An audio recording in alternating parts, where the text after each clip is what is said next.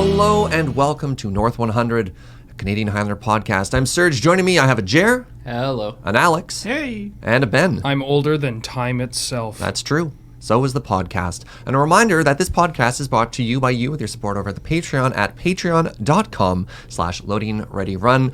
Let's start it off today with our opening segment, the best card that you're not playing. And up today is me. I want to talk about a card that I like a lot, and I think people might already be aware of, but might be playing wrong. A little land called Glacial Chasm. It doesn't even tap for mana. Doesn't even tap for mana. So Glacial Chasm is a land, as we said, has cumulative upkeep 2, an old mechanic, but, you know, a little bit steep. What, sir? Oh, I'm sorry. Cumulative upkeep, pay 2 life. Then it says, when it comes into play, sacrifice a land. A lot of downside here, but there's more downside. Creatures you control can't attack, but the reason you play this card, prevent all damage that would be dealt to you. Now, I think a lot of lands players are already including this. They think of it kind of like a panic button or a fog or a tool that enables them to beat aggro. You know, you're looking across from a red deck and you're like, I've played Glacial Chasm, now you can't hurt me, provided I can find a way to win, maybe through the cumulative upkeep of life pay. But I think a lot of people are overlooking this card as a setup piece for combo, especially between its interaction with Fastbond. So the way Fastbond is worded, it says, you know, you can play additional lands per turn, but for every land you play after the first, take 1 damage. Take 1 damage, it's not loss of life. Oh. Which means if Glacial Chasm is in play, you effectively have the startings of an infinite loop. You have the 2 pieces you need. So if you have a Crucible of Worlds in play, if you have something like Obero, if you have something like that, if you have an engine that lets you play lands over and over and over, Glacial Chasm is the tool that lets you start to really pop off with a Fastbond. Does this work with Wrenn and 6? Does Wrenn and 6 say damage? No. They put land back into play, don't they? No, it Into your returns to your hand. hand. Yeah. Well, I mean, So one of the things Alex is talking about there is one of the ways to play around or mitigate the downside of Glacial Chasm. You're like, I really don't want to pay 2 life every turn. That's an expensive thing to do. What can I do to work around it? Well, if you don't pay the life, the way cumulative upkeep works, if you don't pay the cost, you sacrifice it. So if you have some way to start to recur it, you can create locks that don't cost you life, because life is a resource, and while you can pay a little bit, eventually if you get low enough, it gets kind of scary and kind of bad. I don't know, Ben, you self-proclaimed #1 lands player in the format. I never said I was the #1. I just said I was the most prolific, most iconic lands player. Most in the memorable, format. right? Yeah. Certainly at the table. When you think of lands, you think of Wheeler.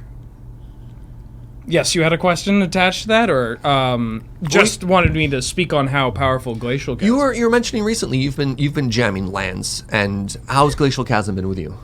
It's a fantastic search. It's also, as we talked before, and one of the reasons why it's up here too is because people don't they don't grasp how pivotal or how influential in like the land's shell this type of effect can be. Like, this is a game changer. Yeah. It comes off more like it's not an Urborg level of how's that happening when you get this in Fastbond, but it's pretty darn close. Yeah. All right. Well, let's introduce today's theme. We haven't done it in a while, but we're going to do a little Q&A style episode today, which I'm very excited about. So without further ado, welcome to the Summer 2019 Q&A. I threw up a modest little tweet on Twitter, and in 24 hours I had somewhere in the realm of like 180, 200 responses or something like that. Weird flex, but okay. What I wanted to say was thank you to everybody for all the support and all the passion, all the interest you've shown in the format. It means a lot. Unfortunately, we can't get to all of the questions, but we've definitely gone through and picked a few that we think are quite interesting and might give some insight. So the first one I'm going to start with is actually 2 questions, and this is probably it's weird to say it's the single most asked question, because there's sort of 3 or 4 different ways to phrase this question that kind of lean to the same thing. So from bwheelermtg, we have, do you think there are undiscovered decks in the format? But related to that, we have another question by Kieran Block that says, what are your favorite decks that aren't quite there yet? And what do they need? So basically, the question we have here is, what's new? What's the way to discover stuff? You know, yeah. Okay, that's Yes. It's sort of a Yes. weird question. It's sort of a big question. Go ahead, Alex. there are undiscovered decks. There will always be undiscovered decks. How could you say something so bold yet controversial? Yeah, I mean, it's like I'm gonna get barbecued in the comments here. There's how many cards in this game? Like 13,000. 13,000. Oh, They it's Over print- 20,000. It's over 20,000 now. Yeah, there's think 20. so, There's right? 20,000 cards in the game. They print new ones. I think like, it's like 16, Yeah. 16.4 now. yeah. Oh, okay. I wasn't too far off. No, yeah. you're close. There's I a thought it was bunch. over 20. They print new ones every 3 months. And They used to. wow, more Now than it's that. every, Yeah. it's a continuous so they're printing preview them season. Every every 3 month. weeks. And that's not even addressing just the idea of different minds approaching the task of trying to build a deck. Because there's plenty of decks that just sort of come out of nowhere because like nobody really thought to put those things together. Benjamin Wheeler. Yeah. Huh? I'd, What am I? I'd like to think a couple people at the table, we are all known for basically finding archetypes. I mean, I and- was gonna say it's just like a bunch of combos existed, and then one day Ben was just like, "But what if I put all of them in a bucket?" It's like and just shook that bucket up and served yeah, it. with some- it's like the first kid to discover like swamp water at like a fountain pop thing. It's like, oh my god, this actually tastes good. His dad's just like, "You can have root beer or Coke," and he's like, So I definitely think there are undiscovered good decks. We're all tinkerers. And the other thing is, I don't think Highlander has been solved yet, unlike a standard metagame. "I hope not." And talking about what Alex said there, with such a deep card pool, it's a much larger challenge to do that. But maybe let's talk about, do we have any specific examples of decks that you feel are not quite there yet? Oh, Ben does. Okay, so this is something that I have slammed on the podcast before, and it has received some recent tools within the past year, and having played it recently, Can I guess before you announce it? sure, having played it recently, being like, oh my god, this might actually be really good. Is it Boros equipment? No, All right. Oh, it's zombie aristocrats. So I built black-white zombie aristocrats, thinking it was just another like, this is a niche archetype idea. People want to see it brought to life. I might do a thing with it, but my hopes weren't high. And then I just started killing people and losing. And whenever I lost to either not being ambitious enough in deck building because I undersold the archetype before I really did a deep dive, or I just didn't realize just how gas I could have gone. So like definitely my losses felt like they were set by limitations that I unfairly just threw on the deck. Because the deck's gas. You would just like you just aggro them down for the first couple of turns. The removal all sucks because you get everything back. because they're zombies. And then you're just like, oh, you're at 7? Okay, I'll play my second Blood Artist and kill them. Because you get 8 or 9 Blood Artist effects across these 9? colors. Yeah. In black-white alone for zombies. If you add blue, you can get more, but I don't think you need to. Like, it was very odd. And again, I've slammed zombies, right? I've said, like, why would I ever play this as a tribal deck? And I think this is an important thing when it comes to people that have this idea that, like, there is portions of the format that is solved, is that you just have to look at something differently and try it. Because I tunnel visioned on building it like I'm tribal, I have to turn things sideways and kill them. I didn't think I'm tribal, look to what that tribe does better than other tribes. Sure. I want to kind of throw to Jer here. You were mentioning Boros equipment as sort of the new deck that's not quite there, but you're excited about. Yeah, I think that deck keeps getting more and more powerful pieces, and I think it's getting closer and closer, and eventually someone's going to play it, and it's going to just start winning tournaments, because there are certain metagames where equipment's just really, really powerful, especially the cheap creatures that benefit from having a high density of equipment. And So, sorry, not to cut you off, but the conundrum I always felt with that sort of deck is that you either get like equipment and no creatures, or creatures and no equipment. But is like that a thing that happens, or that's definitely a potential, but one of the things they're doing is they're just printing better and better equipment and better creatures so that you can still win if you just draw the creatures. You're likely not going to win if you just draw equipment, but you're going to have more creatures than equipment in your deck. Anyways, also just like the just good cards you get to put in your deck are better. Like you get to like slam Gideon Blackblade in the deck now, and that card's just a house, and like so like you're just upgrading across the board. Like you get to play better and better equipment, better and better creatures, and the like good stuff filler you put in your synergy deck is also improving. So anything else on this one? I mean, we talked about the philosophy of Undiscovered Decks, and that's a big one, but any potentially specific decks? I'm seeing where Rakdos Junkyard gets me.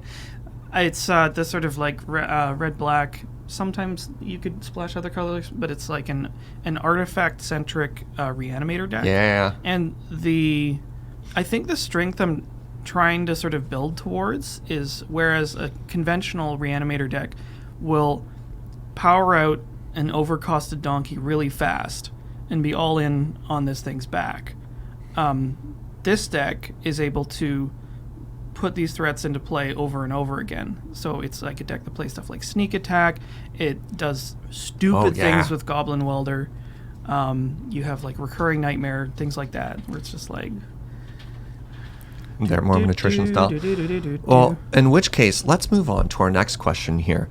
This is from Joker Boney, and they ask, what is your biggest challenge when it comes to playing against an archetype that you do not enjoy? So, Alex, remember the old days of Back to Basics and Vidalcan Shackles and just the absolute misery of playing against those two cards? Old days. Yeah. Back to Basics is an occupational hazard for me. I still, to this day, don't know how to beat Shackles. Like, I think my brain shuts off when I see that card because I'm just like, I'm going to lose. I can't beat this card. So, in this case, Vidalcan Shackles, specifically, not just Shackles. Yeah, that one. So, Vidalcan Shackles, if you're not familiar, is a 3-mana artifact that says you may choose not to untap Shackles during your untap step. For 2 and tap, gain control of target creature with power less than or equal to the number of islands you control for as long as Vidalcan Shackles remains tapped. So yeah, just the joy of trying to play a creature deck against a control deck that always takes your best creature.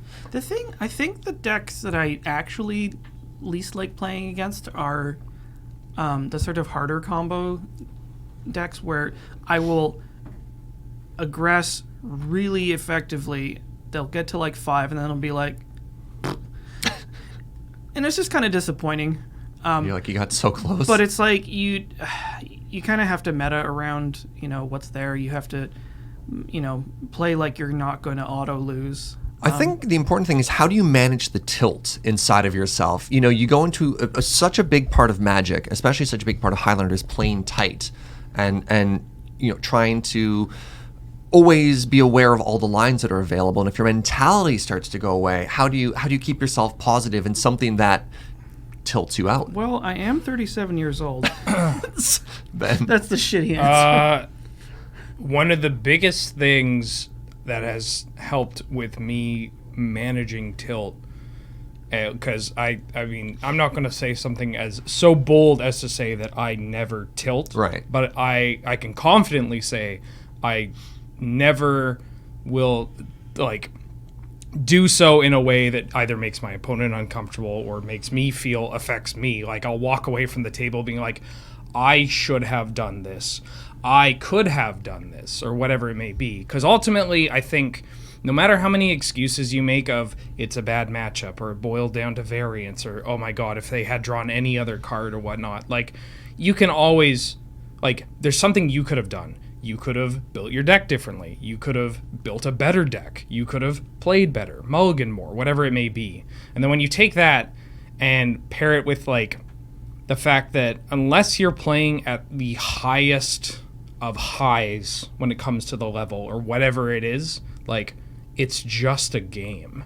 Having been in situations where I have lost, like, I've lost matches from my own mistakes where there were thousands of dollars on the line, Black Lotuses on the line, other pieces of power on the line. It just makes, like, having those losses just makes everything else just so much, like, it doesn't matter. Yeah. Like, who cares? Just try to, like, if you lose, just use that to better yourself. Mm-hmm. Or, like, just, you know, learn from it. Use everything as a learning experience. And for the love of all that is holy, do not throw a tantrum. Oh, God, yes. And I'm not being cute or cheeky about this, because I've seen, like, grown-ass people, like, throw children's tantrums over this game. Don't be that person. It's so awful for everyone. It sucks. I'll throw to Jared really quickly. Jared, any? How do you handle this? You seem very calm and collected. What's going on inside your head? It's just what Ben said, is that, like, realizing that, like, most people aren't playing the finals of a pro tour when they sit down to play Magic, and that the stakes are usually quite low, and that it's just a game and you're there to have fun. And, like, my goals are to improve, and the best attitude to improve is, once again, just echoing what Ben said, is, like, it's okay to be frustrated with a loss as long as you don't make it miserable for anyone else, and ideally not yourself as well. But afterwards, being able to, like, go over the game, try to analyze it as best you can, and realizing if you could have done anything better. Sometimes it's also, like, realizing that the best players in Magic's history have, like, a between 60 and 70% win rate, and those are, like, outliers in like the top 5 players of all time. Like, most, like, it is a relatively high variance game. Like, if you don't want to play a high variance game, I'm down to play online chess whenever you want. to tie it back into about, like, archetype specific things, the advice of, again, using it as a learning experience and looking to better yourself around it is also very much relevant. Like, a lot of the times, if you have an archetype that you really hate losing to, it's because you have there's a part of you that irrationally puts too much importance on other things in that archetype. I hate Time Vault with a passion. I think it's a coward's way out. When I fight Time Vault, especially early on, one of the reasons why I felt like there's nothing I could do is because I was putting too much importance on the parts of those decks or that combo that don't actually matter. And that you'll see that in a really simple mindset. It's if you're against a creature deck and somebody just kills literally every creature they see, when that's the play pattern that just gets you to lose to, like, a Hazoret or something like that. When you're against a Time Vault deck, for that one specifically, you have to recognize that a lot of these things that bring frustration also come paired with cards that don't do anything. Yeah. And so if their goal is to have A plus B or a single card that invalidates what you do, which you give so much more credibility to because it's yourself, right? You're going to put a lot more emphasis on what you brought as being legitimate as opposed to what your opponent's using, which you deem as not as legitimate because they are just turning a key sideways or whatever. But you have to understand that they also have these cards that don't do anything. Yeah. And they have these things that don't really matter. And so you have to, by getting better, you start to understand what is actually important for you on your side of the table and for what they deem important for them to start comboing off, for lack of a better term. To add to that, I play to your outs. Which is, and that's the importance of trying to keep yourself calm, is you have to sit there. So a lot of people hate playing against blue. Like, that's probably one of the most common things you hear is like, counter spells, whatever, and you're like, I can't beat this. But what in your deck can? You know, you could sit there, your opponent can have a Jace the Mind Sculptor in play and a counter spell in hand, and you're like, well, I'll play a Creeping Tar Pit. And you just have to sit there and start thinking about what can I do? Well, you can't counter my land. You can't bounce my land. And then I'm going to animate this thing and I'm going to kill your planeswalker. Like there are lines that go through, or there isn't, and then you're like, okay, what can I learn from this game? What can I do better? And that's fine too.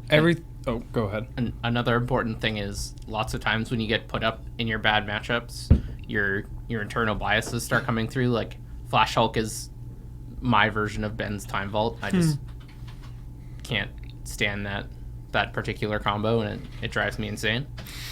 And I find, like, looking back on those matches, I could have won a bunch of them, but because it's that particular matchup, I just wasn't playing as well as I could have. I wasn't thinking as clearly. Yeah. And I just assumed they always had it. And I find lots of people do that when I play blue decks. Lots of people just assume I always have it, and I have, like, nothing a in bunch hand. of wheel-spinning garbage in hand. And you've resigned yourself to failure. Yeah, you've already told yourself you're going to lose before the game's even started. Cowboy magic, make them have it. A lot of it is mental when it comes to that. Totally. And not actually anything to do with the game of Magic. It's just attitude and bait the counter spell.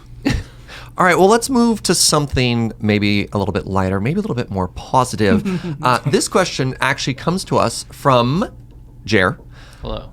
Who says, what is your favorite recent card? Because we talk about how old the format is, but sometimes new spice comes out. Jer, let's start with you. You asked us the question. What are you hype on recently? Yeah, so in classic fashion, I asked a question without having a good answer.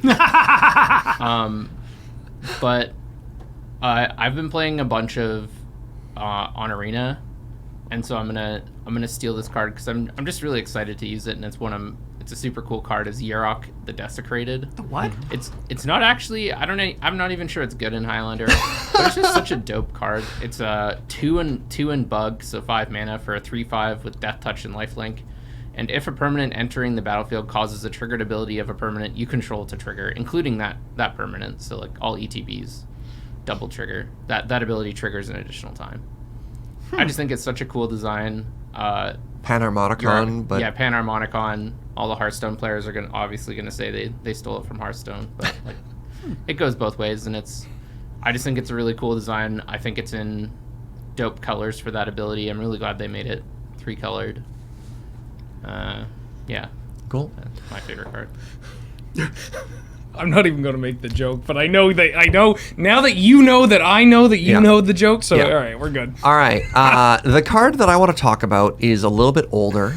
This is a standout from Ixalan. Let's talk about Search for Azcanta. Oh. This card is so cool. Again, talking to Jer regarding like the design space and stuff like this. So Search for Azcanta is a 2-mana legendary enchantment for 1 and a blue. It says, at the beginning of your upkeep, look at the top card of your library. You may put it into your graveyard. Then, if you have 7 or more cards in your graveyard, you may transform it. And on the other side, we found it, Azcanta, the Sunken Ruin. Legendary land. Tap to add blue to your mana pool, or for 2 and a blue and tap, look at the top 4 cards of your library. You may reveal a non-creature, non-land card from amongst them and put them into your hand, and then put the rest on the bottom of your library. This card is so cool! Just talking about new cards in a design space, just a low drop card that lets you get some card selection, some card filtering, and puts it into your graveyard. A lot of people tend to feel that cards that go into your graveyard are gone or that are lost, which is why I think a lot of people, I mean, if we talk about, again, archetypes that tilt people out, a lot of people worry about mill cards. They feel that a card that's gone into your graveyard have been milled is something that's been taken away from you, so they overthink its power or overestimate its effect. But in Highlander, your graveyard is a resource. And, putting cards into your graveyard is basically like making a bigger hand. And then flipping over this. We need more cards that turn into lands, right? A legendary land that A, ramps you, or B, in a long game, lets you just start drawing gas. This card is amazing. I want to put it in every single blue deck I have. I love it. Is there anything we can do to teach people that mill is not actually that good? Especially not in this format? You can just roll footage of like any time anyone has ever cast Thought Scour. in this format. And then check how many times they go Thought Scour me and Thought Scour you. And anytime they Thought Scour you has, say, a vampire tutor being cast or a personal tutor. It's just... Well, I don't know if it was you that was saying that there's this... Maybe it comes from, like, draft, where there's this, like, enormous overvaluation of mill cards, where it's just like, mill you. Oh, you got my bomb. I can never cast my bomb. These cards are broken. It's like you played removal on me. There's definitely like a general feeling of that in Magic. That's been prevalent forever. But I also think recently with people coming from other games where if a thing goes kaput, then it's gone forever. Gone forever, sure. Yeah. Like if it gets burned, let's say, without naming the other games, then it's gone. And these are games and decks that are based around having these cards in your deck that you will always get access to. So they put too much on that. Okay. But yeah. I got one for you. Let's hear it. It's Song of the Dryads, which it was a best card you're not playing. And when I first saw this card, I was like, oh, this is kind of a cute meme card. What does it do? It's a enchantment, 2 and a green. Enchant permanent. Enchanted permanent is a colorless forest land. Congratulations, you're a tree. Yeah, you're a tree. When this came out, I was like, oh, this is kind of cute. You know, I wanted to run it and see, you know, if it would be kind of okay. This is just like Oblivion Ring most of the time, or like another copy of Maelstrom Pulse. And it hits lands. So the downside of giving them a land, which may not even be in their colors, you know, is not that big a deal for being able to deal with anything in green, which is a color that doesn't usually get the opportunity to, like, make thing go away, except for, you know, like a handful of sort of, it's usually like non-land, non-creature. Like they'll blow something up with... it does a really good job of killing artifacts and enchantments. It's easy, it's easy to cast. It doesn't give them like a ridiculous advantage compared to something like Beast Within, right? Yeah, definitely compared to Beast Within, and it's just a problem solver. Cool. So, Wheeler, what you got? So, as I'm sure all of you are aware, Modern Horizons was very kind to my preferred archetype selection. But going a little bit before that, there are two cards that I've been fighting with. All right. But I'm going to go with one. And that's Ilharg the Razeboar. It's 3 red for a legendary boar god. I think you misspelled beautiful pig. It's a 6/6 trample that says when it attacks, you can put a creature card from your hand onto the battlefield tapped and attacking, and you return that creature to your hand at the beginning of the next end step.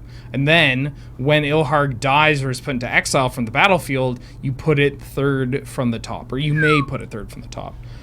This card's really good at sneaking out anything. Everything. Trench George. Emrakul. Emrakul. Big Daddy Demon. Emrakul. Even stuff like Trinket Mage. Like the decks, the variety of decks that I played this card in. Yeah, Spellseeker. I killed someone by putting a Dimir Infiltrator in, which felt pretty good. Hold on, I need to put red-white equipment together and just keep sneak attacking with Stoneforge Mystic. Yeah, this pig does everything. It's really big too. It's huge.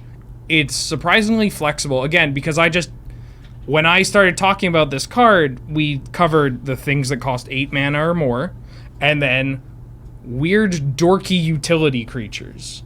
Because it doesn't matter. The pig just crashes in. And if you're playing it in the like hyper aggressive combo decks, you can Seething Song into this. And your opponent who's like, okay, they're on combo. I brainstormed away my removal. And then they're just like, oh no. There's this pig looking at me now. Or playing it in Hoof. Amazing. And you're just like, all right, I'll attack. I guess I'll just put in like a Rex Sage or whatever and blow up your equipment and then get it back. And then, oh, by the way, there's this 6-drop or a 6-power creature fighting you. at you too. Yeah, I love this pig. Have you ever put in Deranged or Deep Forest Hermit with the pig? No, I haven't. I put in Avengers Zendikar. That felt pretty good. Great, googly, googly. But yeah, just like it comes back. Like this card's so obvious, and then there's also let's talk about the boar in the room. It's a massive boar god.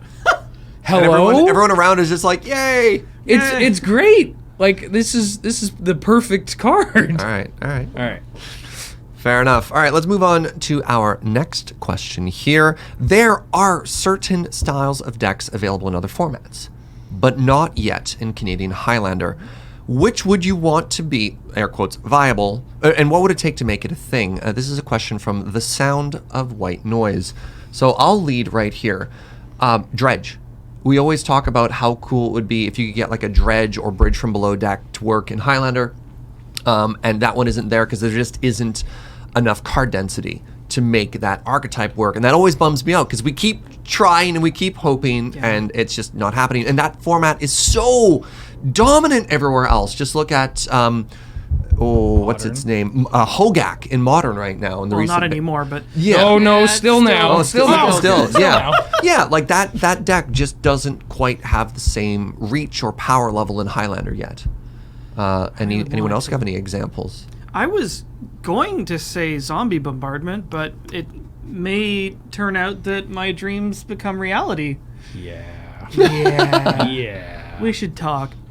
What about you? I want more cheap artifact creatures to have a mud stacks deck. Not your battle bots, not your hover mirrors and your hover mirrors and like not even hover mirror, but like I want. And people that play Vintage are just like, what? No, shut up. But like, I just want more like, I just want to put in a hate piece off of a workshop or an ancient tomb. And I want the only basic lands in my deck to be wastes. I just want more stuff for medium brown, and I just want to lock them out. And we're not, you can technically do all this, but who am I kidding? All those wins are off of Mana Crypt and whatnot. Yeah, that's super I just want true. more reliable twos. Is that so much to ask? But Ben, you have Hovermere. Have you thought about Hovermere? Oh God, no. It's... Do you realize that you're just inviting these stupid things to come into the mail? Please don't send any of us any hover mirrors. I hope you understand the irony of that statement.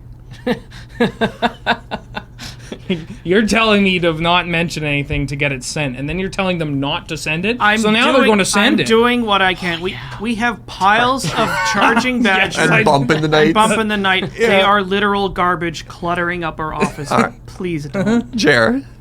I tend to make most of the archetypes I want at least somewhat work, but I don't get to play my favorite card.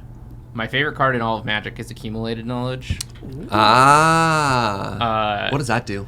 So it's 1 and a blue for an instant. You draw a card, then draw cards equal to the number of cards named Accumulated Knowledge in all graveyards. Mm-hmm.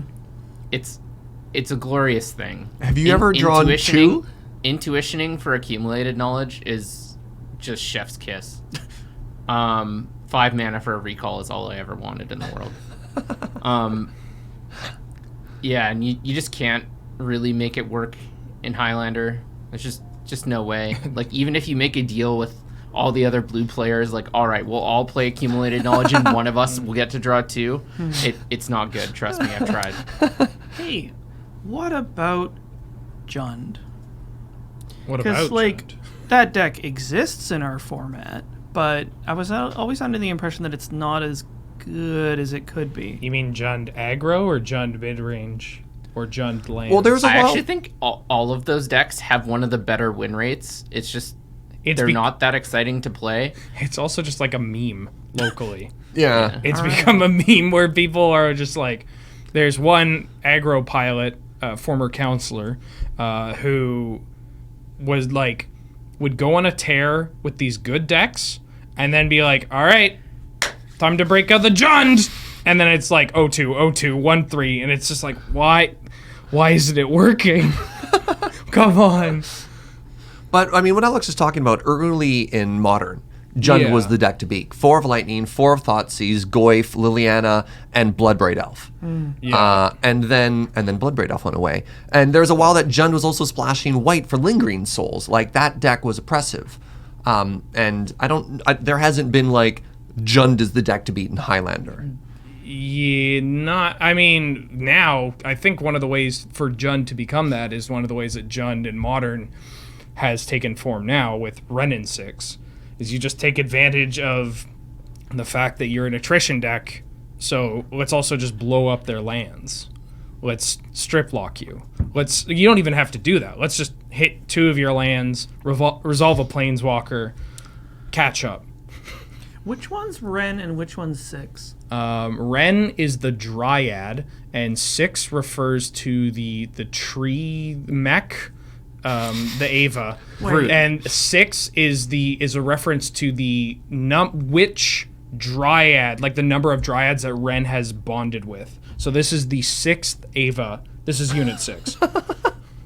All right. Does that make sense? No, clear as mud. Okay, so No, that's perfect. That's the perfect explanation there. I don't. Okay, the Planeswalker instrumentation plan. yeah. Get in the 6, Ren. My brain hurts. All right. Unless there's anything else we want to add, I want to move on to our Yes, please. Wait, the hands.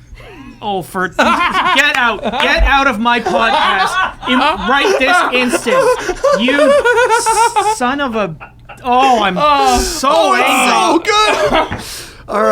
All right. Our last question God, I'm for the broken. day. How much does the singleton aspect of the format influence your decision making and general enjoyment of the format? This is a question from Max Turtle. Let's start with Jer. How do you feel about the singleton nature of the format? Very positively.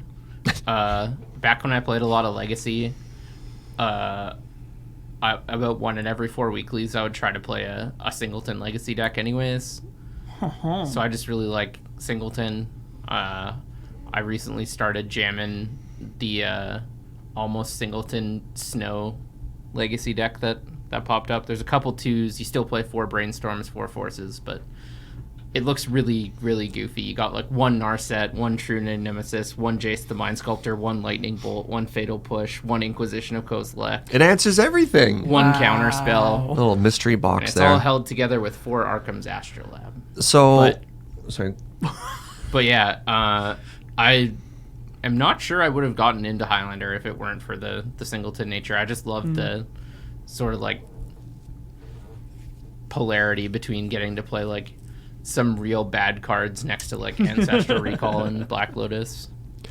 One of the things we talk about is how, and literally the previous question was how some archetypes can't work here because there isn't enough consistency, there isn't enough depth. But on the other hand, I love that. I love the deck building challenge of trying to make something work and having to be really creative. But we've talked about that a lot in the deck building portion. But when it comes to playing it, I love that I only have one chance with a card oftentimes. One opportunity. Yeah. I don't want to throw away where you get your 1 demonic tutor.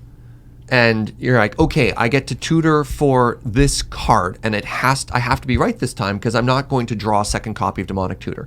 And again, we can talk about ways to regrow it or Snapcaster or whatever, and we talk about the graveyard as a resource. But for the purposes of this example, I still think that is valid because if you fetch wrong, you're like, oh right, I'm playing a 3-color deck, and this is the only land I have that gets these 2. I have to be really aware of that limitation when I do that because, okay, I have 8 other fetches in my deck. I need to be strategic when I fetch with this to not only the cards in my hand, but for my next couple draws, what am I going to get there? And the amount of different lines that you play in Singleton, in Highlander in particular, I can't think of another format that adds that challenge and that breadth of play, and that's why I play this format. I got an answer. Every Highlander deck is a player-curated Magic Greatest Hits exhibit. And I love that. From like the card picks to the actual printings themselves, it's just this snapshot of, sometimes many previous iterations of archetypes that have been around forever, or ones that are very new. You have old cards, new cards, and you can see the sort of like progression through the history of Magic. I mean, it's like even with just like Llanowar Elves, Finhorn Elves, Elvish Mystic, and what's her face is in there somewhere. It's just like a great little slice of the game, and I think it's highly representational of what the game is, which I also appreciate. It would be boring if we played a 100-card format and like instead of like if we had access to 4 Tarmogoyfs, like that to me for the sake of creating like a different experience, a unique experience, and one that showcases the history of Magic, you're not going to achieve that. Now, if instead of 4 Goyfs, I get Goyf, Quirion Dryad, Deeproot Champion, and Werebear, then we're Gucci. Right? That's a very interesting spread of the hierarchy of Goyf there. You just get to play, because of the nature, if you're looking for a density of a specific type of effect, you can often find it by exploring previous archetypes of the history of Magic. And in doing so, you get to, where do you get to play Quirion Dryad? Right. Where? You don't. Yeah. And so to be like, play this card and have this card be one of the auto includes for an archetype, and you're like, oh yeah, for sure, Quirion Dryad, easy. But I love Sorry, go ahead. So it's bringing back these all-stars of constructed formats in days past. Well, Marshall really Sutcliffe was like, I get to play Muldrifter again? Yep. Oh, yeah. Right? He's like, I can't play Muldrifter anywhere. And then for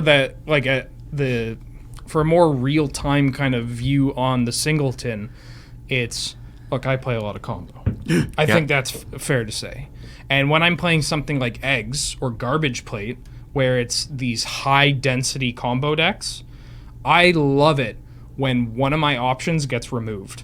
Because then I'm like, okay, now I have to do this. It's this puzzle that changes turn by turn, and you can make that as a general statement for Magic, but when you're a Singleton combo based deck with all these different lines and branches into various synergies, if my opponent plays a thing like a Scavenging Ooze, it's like, okay, cross these off my menu. Sure, you're like, now all my graveyard options are gone. Yeah, and so it's just a series of all these lights on a board for every turn or in every draw. Different ones light up, different ones go dark. Recalculating. Yeah, basically. It's great. I love it. And especially with decks that draw a bunch of cards, you're like, okay, now I can do this. I can do it. Oh, no, I can't do it now anymore. You're like, okay, well, I drew my Lotus Bloom. All right, that line's cut off. All right. Well, with that, I'm probably just going to call it for the QA portion and move portion, and then move on to other things. Let's move on to powerful Magic. Our typical closing segment, and I'm going to throw it over to Jer. Jer, regale us with a tale of magic. So this is a story of almost powerful Magic, but still more powerful than my opponent expected. Go on. So recently I've been jamming Allurin. Yeah. For those of you who watched the first episode of the FNPF Canlander paper fight. Summer League. I said paper fight twice. Summer League Season 2. Pay-per-view. No spoilers, but I'm playing Allurin. And I got out to a weekly tournament at YJ and was jamming Allurin. My opponent was vaguely familiar, which is about the highest familiarity my opponents typically have with the deck, unless I'm playing against mostly Ben. But one of the advantages of playing Allurin is that your opponent really has no idea what's going on or how close they are to dead. Because it looks like you're just playing a bunch of garbage. Some of them draw a card, some of them bounce another creature that drew you a card. And they were like, the deck really doesn't seem that fast. I'm like, no, it's really not. Most of the time you're just playing, you're chump blocking. Eventually you get down a Dreamstalker, which is 1/5, so that blocks the Thrun all day long. But yeah, mostly you're just playing some derpy 1/1s. You get people with Pendlehaven sometimes, it's great. But I opened up my hand, and my hand had 2 lands. We'll say they're mostly irrelevant. They both made green. I think at least one was a fetch land. I had Eladamri's Call, which tutors for any creature for green and a white. I had Alurin in my opening hand. Ooh. And I had Militia Bugler. And I had a cantripping creature. It was either Elvish Visionary or Fibblethip. And the 7th card is irrelevant for the purposes of this story. So I was like, when the basis of Alurin is if you go Alurin and then you cast either Imperial Recruiter or Recruiter of the Guard, you can create a chain that wins you the game. And so I already had both the pieces essentially because Eladamri's Call represents either of the recruiters, whichever I wanted to go get. Sure. So I had the combo in my hand just after my opponent and I were talking about how this deck isn't very fast and mostly does nothing. So I'm like, this is probably pretty good. They assume my deck mostly does nothing and is not fast. I could kill them on turn 4. Seems good. So I kept my hand even though it was a little land light. I drew Deathrite Shaman for the first turn. Wow. No, sorry, second turn. First turn I played a land and passed. Okay. So, yeah, can't get too hype. So turn 2, I had a choice of either tutoring for my recruiter or playing Deathrite Shaman. At this point, I had drawn my 3rd land, so if I played Deathrite Shaman and it lived, I could for sure play Alurin next turn, and then if I hit with my Militia Bugler or my Fibblethip, if I hit a recruiter, I could win on turn 3. Oh. So of course, being the greedy cowboy that I am, I decided to make my deck have it, and I played Deathrite Shaman instead of tutoring for my creature. Which I like the insight on the 2 lines there. I think was probably correct. Yeah. Make him have it, right? Yeah. I don't think my opponent was playing I didn't see my opponent having many ways to remove Alurin once it was in play, so just getting it in play seemed good. It's sort of like Flash Hulk in that regard, except like a 6 instead of a 10 in terms of power level. Like once you have Alurin in play, you can kill your opponent at any time. So like once Flash Hulk has Flash in hand, they can kill you at any time. And then next turn I drew. It wasn't a recruiter. Or sorry, I drew. It wasn't a recruiter. I played Alurin. Cast Militia Bugler. Militia Bugler found Manowar. I cast Manowar, bounced my own Militia Bugler, cast Militia Bugler. Oh, right. My opponent was playing Paradox Engine Time Vault. Okay. I cast Fibblethip, drew a card. It wasn't a recruiter. And the card I revealed off Militia Bugler, I was resigned to having to pass the turn to try to kill them next turn with my Eladamri's Call, was Knight of Autumn. So I got to pass the turn knowing they were on an artifact combo deck with a potential instant speed Knight of Autumn. Yikes. All right, I guess I'll pass with this. And then I killed them on turn 4. Got him. After they were like, because they were saying they thought it was a good matchup for them because they assumed they were faster than me. And didn't respect the Alurin. No respect. Fair enough. So, got him. When you're in that position, to all the artifact combo players out there, if you're against a creature combo deck, surprise, they're probably going to blow up everything you care about. So the only way not the only way, but the best way to combat that is to just assume you're going to lose and then ranch them. Oh, it's because the woolly strat. No, I wouldn't go that deep. No. That's unfair. No, you don't tell them bully. you don't tell them you're going to lose. You just think it. You just think it. Yeah. And you sigh a lot, and then you kill them. All right, friends. Well, that's going to be it for our episode today. I want to say again, thank you very much to everybody who responded. Really appreciate all the feedback and all the support. You're all wonderful. A reminder that North 100 is brought to you by you with your support over at the Patreon at patreon.com/LoadingReadyRun. Thank you so much for watching, and we will see you next time. See you later.